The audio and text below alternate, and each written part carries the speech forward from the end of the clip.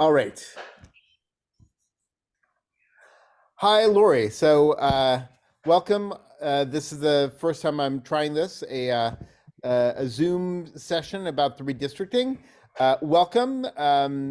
My name is Raul Rothblatt, for anybody who's watching this and who doesn't know me. I'm a neighborhood activist, and I'm doing this as in my function as the head of the Prospect Heights Democrats for Reform. Welcome. Do you mind introducing yourself? Hi, I'm Lori Citron Knipel. I am the district leader and Democratic State Committee woman for the 44th Assembly District. All right, so it's thank you for having this discussion, and I am a little shocked at how little discussion there is about the whole redistricting thing. What's your reaction been? Have people been talking to you about it, or do you think there's been enough discussion, too much discussion? I don't think going there's on? been enough discussion. I know on the other part of my district, they're trying to break up Windsor Terrace and Kensington, which has always been congruent with our district, and you're also now in our district. Yep. In past years, I guess I've seen so many cycles go by where there's been a lot of hearings at the city council and at this obviously New York State um, with people who are community activists stating where they want to be in terms of representation, because usually neighborhoods like to say cohesive, and once they're cohesive they want to be represented by the same people, and neighborhoods that are congruous want to also have more voting power by being in the same district. So I guess I've seen things flip so many times, over the years, in every 10-year cycle, that I can't even call it till it's done, because it's not done yet. My only strong suggestion would be, I believe there's a hearing Wednesday. People should sign up to give their testimony and why they think they should be included in the same district. And I think that you've worked a lot on the lines, and you've done a few different comparisons, which are very helpful. Yep. And that could also be brought into the conversation and be suggested. And in the end, it's probably, numbers.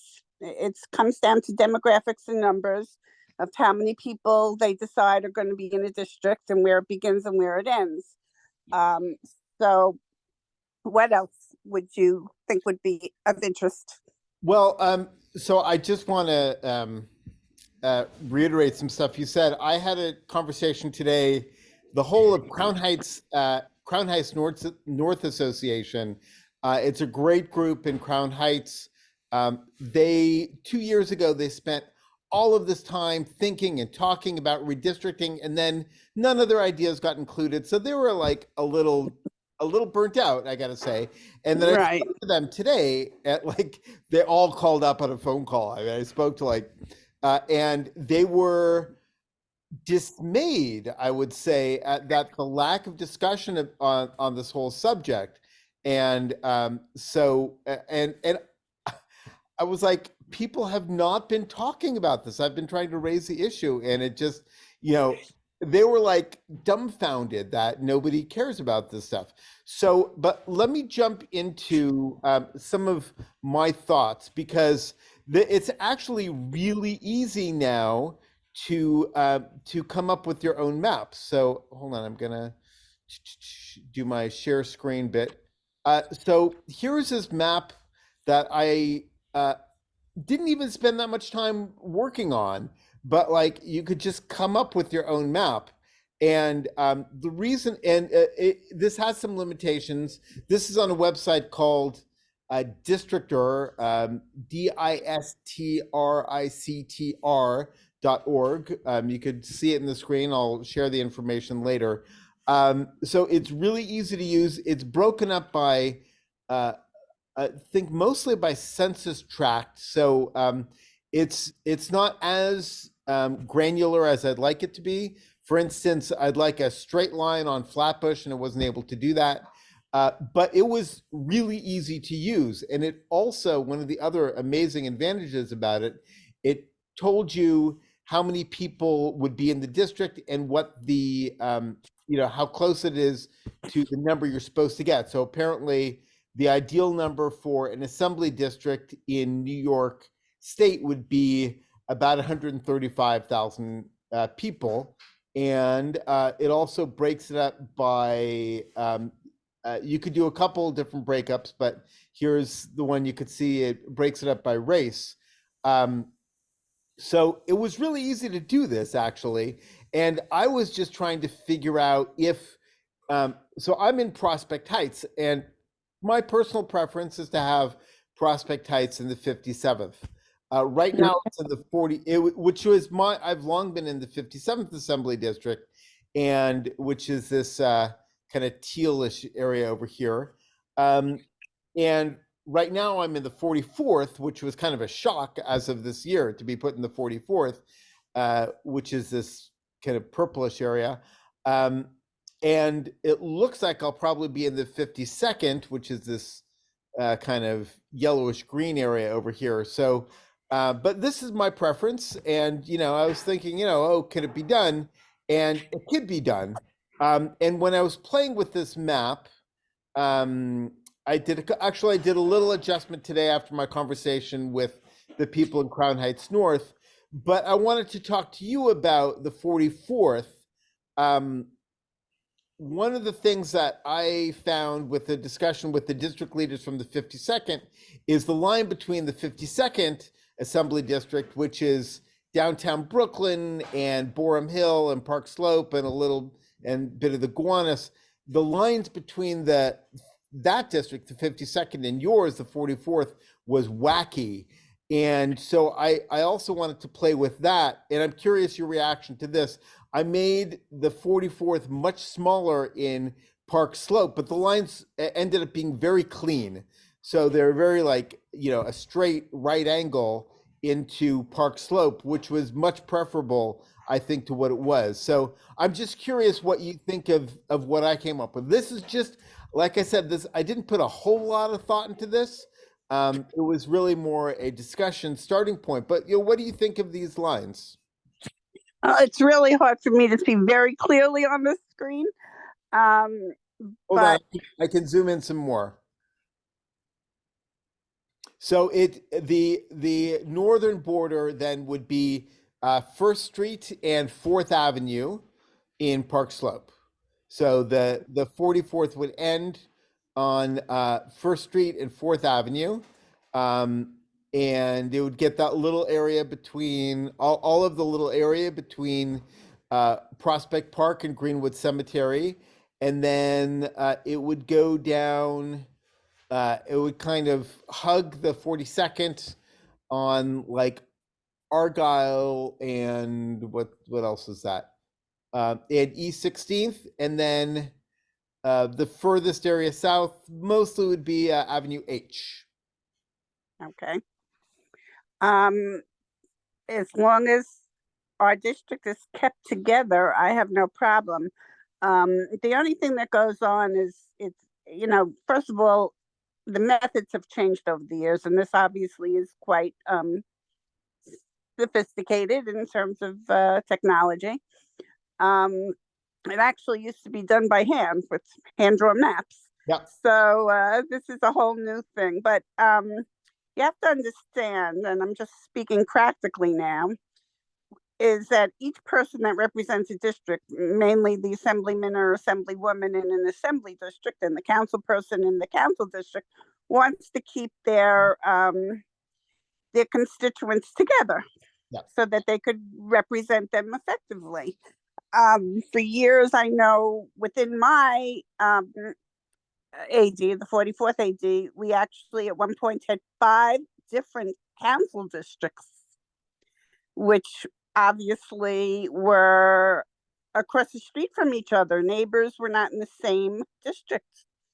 And this is something that has not been really taken into significant enough um information when people are drawing these lines.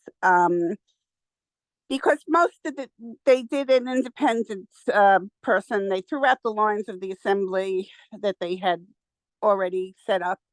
And then the assembly, of course, wasn't very thrilled with the independent lines. So it's a back and forth. And it's hard for me to analyze everything, obviously, unless I spend hours and hours on it. I do know that the neighborhoods that have historically been together want to stay together because they've fought similar battles, and they've, you know,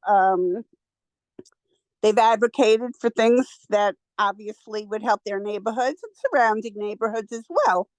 And I think that it's incumbent upon the assembly to do as much of that as possible. And certainly, if you think the 57th is the district that your neighborhood would be most comfortable in, I see no problem with it. I know we do not want to be broken up. We want to make sure Windsor Terrace and Kensington are in the district. In the last reapportionment or two, we lost a lot of the northern slope, which was originally in our district and actually was contiguous where you are. But then we went, back to the southern slope. So the lines have changed many times over every 10-year cycle. I mean, where would you want to put the line, for instance, like on the southern border? Like what do you think the best line between the 44th and the 52nd would be, and on the other side too, to the west? Well, at one point we took in Senator Schumer's home, which was 9 Prospect Park West, and maybe I shouldn't say that on a recording. Sleep it.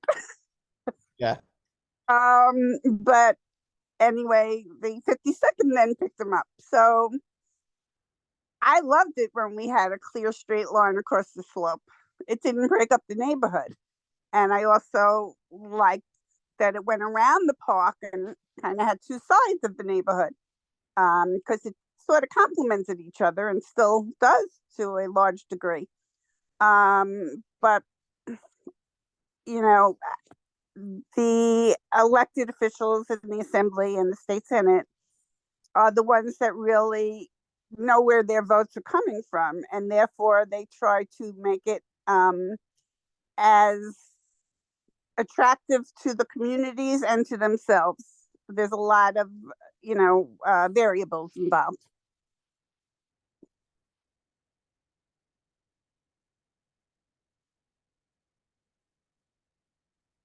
I'm muted here. Okay. So yeah, and I looked back at some of the older maps, and some of them were pretty wacky too, I gotta say. They were. Yeah. Hold on a second. I wonder, I was tweeting about some of them, and I'm trying to pull some of these up here.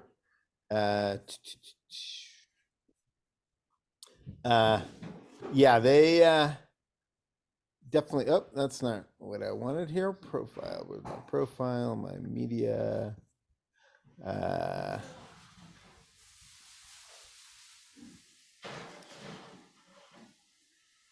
Yeah, like the 42nd has always been kind of long. Right. In some ways, like in the 2022 maps for the 56th in Bed-Stuy was like super clean and clear. It was really like an improvement, I thought. So here's okay, let me get and the 44th has been kind of all over the place. Yes. Putting this on my screen right now. So yeah, back in 1992, it went up to, we had a little bit of Prospect Park. And then you had, it had Prospect Heights, a little bit of Prospect Heights in 1992. And that's, I guess, when you had Chuck Schumer. And then it cut down a little bit. You have to understand that 92 and prior was when the 44th had the Speaker of the State Assembly, who was in charge of the lines. Ah. There's a little. Wait, before Sheldon Silver? Who was it before Yes, Sheldon Silver? Mel Miller. Oh, okay. Melvin But Miller. tell me about Mel Miller. I knew not. That's actually something I should have known. Should have known about, and had no Well, idea. yeah, it's a long history. And he actually lived on Rugby Road. I had worked for him in his district office for 10 years. Wow. Maybe a little more, even from about 80 to 92. Wow. So yeah, when he got the speakership, after Stanley Stein got, or maybe Whitburn was in between. I'm trying to remember. Yeah, I think that was it. I think Whitburn was in between. And so then it was a reapportionment year, and he made the district to be comfortable for him. Aha. Interesting. Was he cutting anybody in or out? I mean, is there any little lines that you can point to that? Well, it's kind of hard to say at this point unless I was really looking at it. I'll tell you, in 1980, going way back, I actually lived on Ocean Avenue between K and L, which was way out of the district. Uh-huh. And because they still wanted me in the 44th, there was a finger drawn. And that's the type of thing that has been done. And that's why this independent commission was supposed to eliminate that. Yeah. Amazing. And then also, let's say a little bit about James Brennan, who was really, I mean, I really liked him a lot. Can you say anything about his time as the assembly Well, representative? he was in the 51st, and it was because of me in 1992 that I got him to switch districts. It was a reapportionment year. Really? Wait, he was in the 51st? Yes, he was. Wow. For 8 years before he represented the 44th. As a matter of fact, Felix Ortiz, who was the assemblyman in the 51st, Yep. always thanked me for getting him to be an assemblyman because I was able to relentlessly lobby. Wow. That is Yes. that is So there's a lot of history. A lot of people really have there's so no many idea about. stories in this. So, one of the other things, like Prospect Heights, I live on Prospect Place, and one side historically has been in the 57th, and the other side of the street was in the 52nd. And a lot of people think that was drawn by Roger Green didn't want Hakeem Jeffries in the district, because people don't remember that Hakeem Jeffries challenged an incumbent in the assembly. That was his first elected office when he got in 2006. I certainly can't attest to it, but it sounds plausible. Yeah. So I'm not exactly sure, but he used to live actually in my ED for some time. Also, the other person that was possibly cut out of the 57th Assembly District was Chris Owens, who then ended up being district leader. But, it could have been that somebody didn't want him in the 57th. So, there's so much little history. And to this day, my street is divided. My little street is divided between two assembly districts. So we've had the same thing. Around the corner is the 42nd, and I'm on the 44th, so I certainly understand it.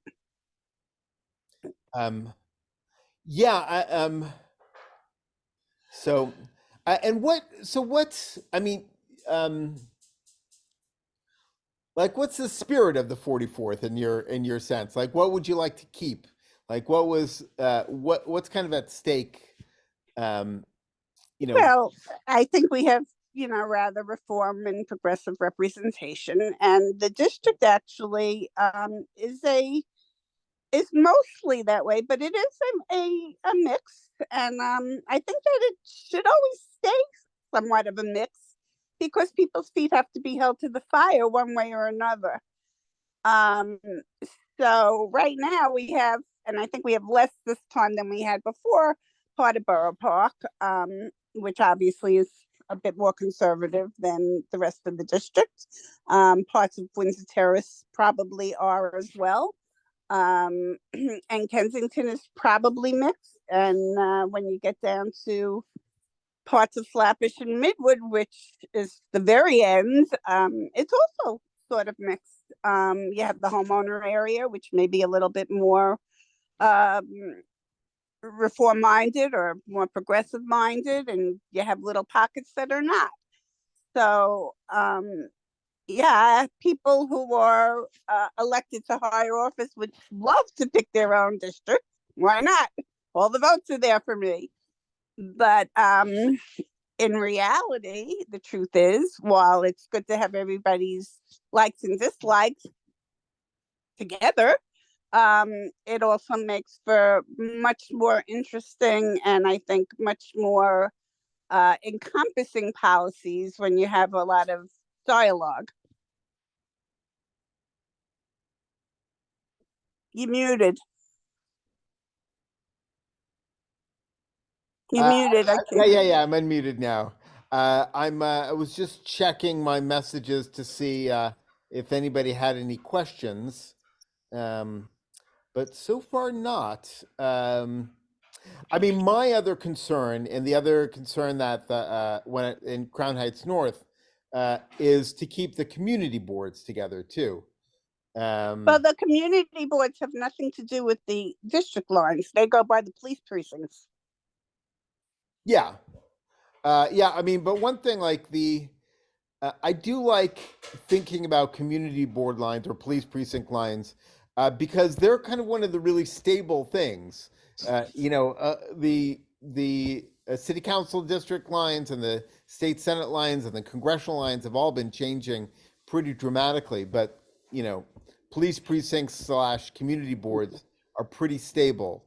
And I kind of like that stability, and I think something also to consider when drawing these lines.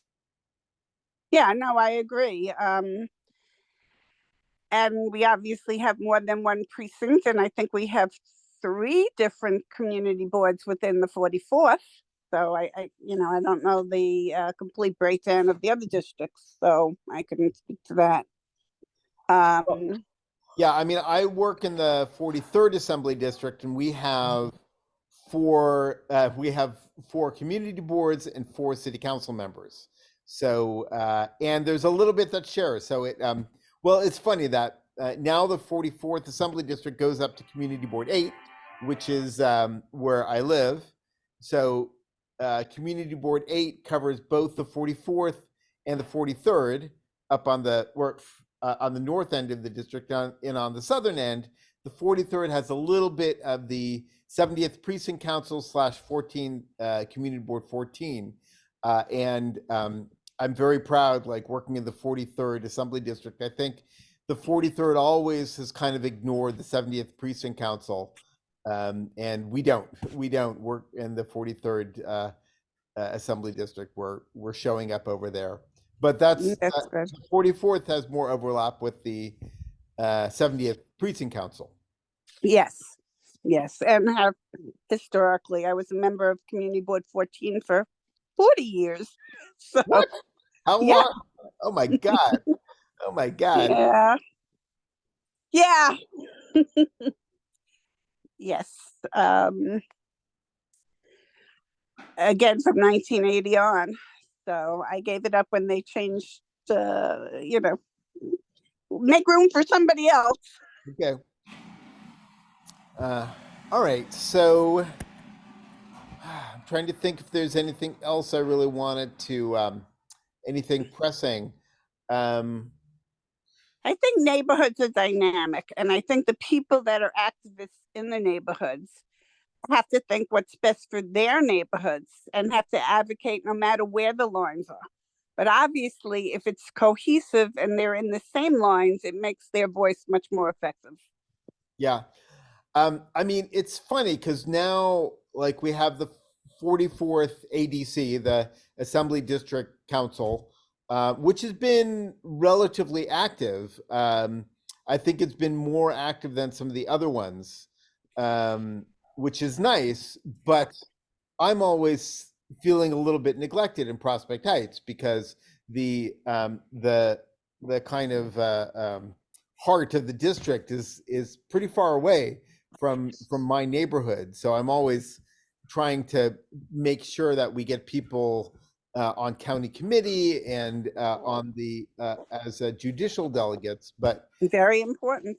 I feel like it's an uphill battle. So and as I've nothing to hide here. I say this pretty often that I want better that's the whole reason we started Prospect Heights Democrats for Reform. But back then it was a totally different dynamic. Back then there was all this Fort Greene, Clinton Hill political dynasty.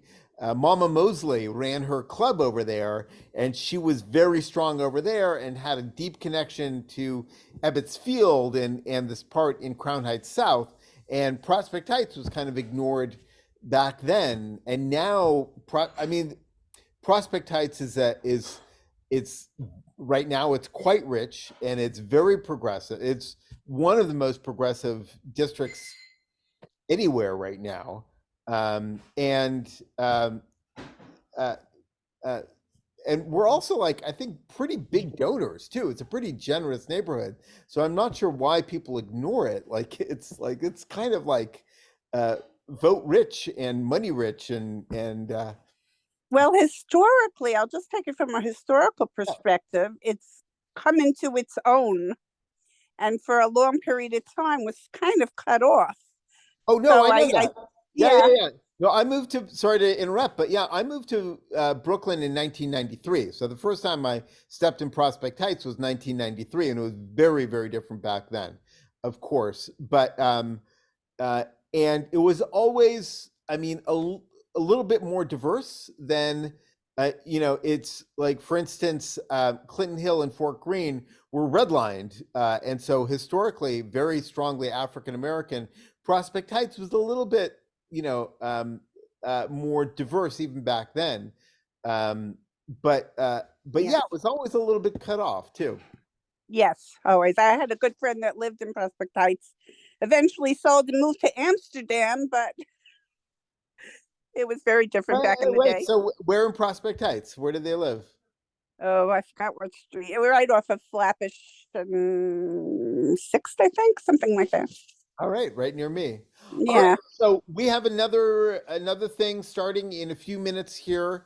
Do you have any final thoughts? Any pearls of wisdom? Any recommendations for my map? I would love to hear.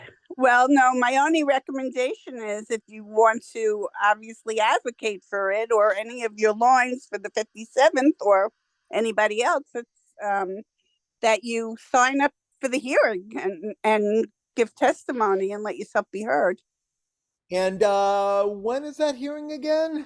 I believe it's Wednesday. I don't have the information in front of me. It is Wednesday. Yeah. I've been telling people Wednesday, 4 p.m., but you have to sign up tomorrow on Valentine's Day. Right. Make a date with democracy tomorrow. On Tuesday, February 14th is the time. Okay, all right. And tomorrow is also the last day if you want to enroll in a party and vote in the next primary. Tomorrow is it.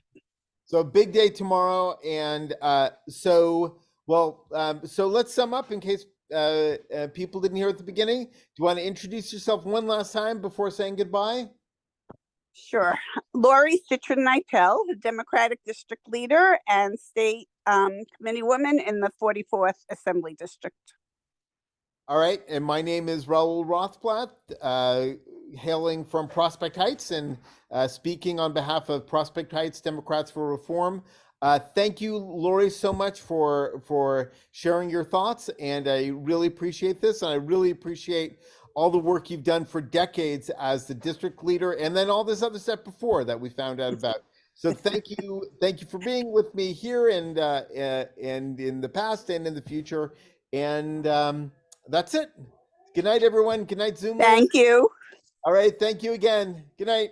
Good night.